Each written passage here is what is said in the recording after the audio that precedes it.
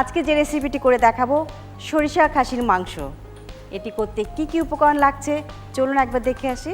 খাসির মাংস 500 গ্রাম, আদা বাটা 1 চা চামচ, রসুন বাটা 1 চা চামচ, পেঁয়াজ বাটা 1 টেবিল চামচ, হলুদ গুঁড়া আধা চা চামচ, লবণ স্বাদ মতো, পানি পরিমাণ মতো, টক দই 1 কাপ, সরিষা বাটা 1 টেবিল চামচ, সরিষার তেল 3 টেবিল চামচ এবং শুকনো মরিচ 8 থেকে 9টি।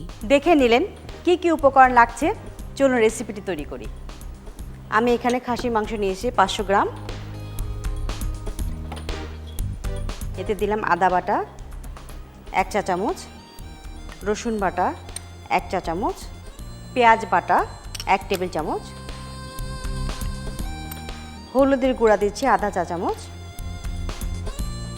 লবণ পরিমাণ মতো, সামান্য একটু পানি দিচ্ছি। আমি যেহেতু একটু হালকা সিদ্ধ করে নিয়েছি, আপনারা কাঁচা নেবেন, এটাকে এমনি পানি বের হয়ে আসবে, পানি লাগবে না, মাংসের পানিতে সিদ্ধ হবে মাংসটা।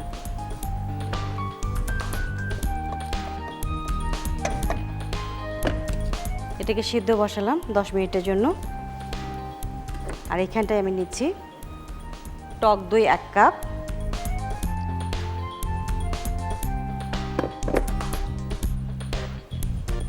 সরিষা বাটা দিচ্ছি আমি 1 টেবিল চামচ।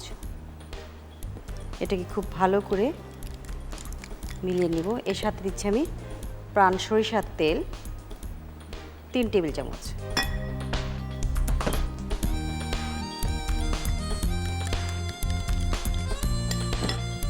এটার সাথে আমি আস্ত শুকনো মরিচগুলো আমি দিয়ে দিব।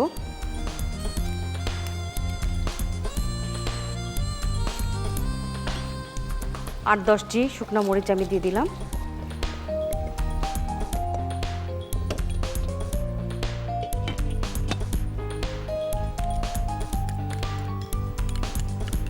যেহেতু আমার মাংসটা সিদ্ধ করা, এটার মধ্যে এখন দিয়ে দিচ্ছি আমি এটা।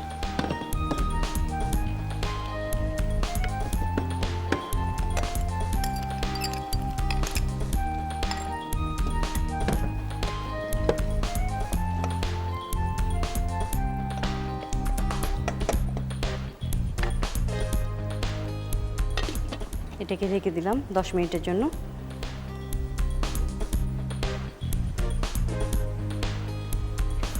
হ্যাঁ, হয়ে গিয়েছে আমার রান্না। আমি চুলাটা বন্ধ করে দিলাম। এখন পরিবেশনের জন্য সাজিয়ে দেব।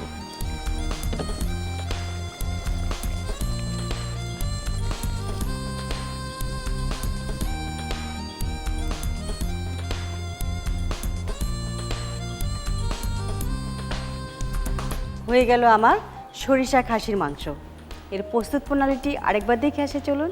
সসপ্যানে খাসির মাংস, আদা বাটা, রসুন বাটা, পেঁয়াজ বাটা, হলুদ গুঁড়া, লবণ ও পানি দিয়ে ঢেকে 10 মিনিট রান্না করুন। এরপর শুকনো মরিচ ও টক দই, সরিষা বাটা, সরিষার তেল মিশিয়ে দিন। এবার ঢেকে 10 মিনিট রান্না করুন। রান্না হয়ে গেলে নামিয়ে পরিবেশন করুন সরিষা খাসির মাংস। দেখে নিলেন কিভাবে রেসিপিটি তৈরি করলাম, বাসাতে অবশ্যই চেষ্টা করবেন।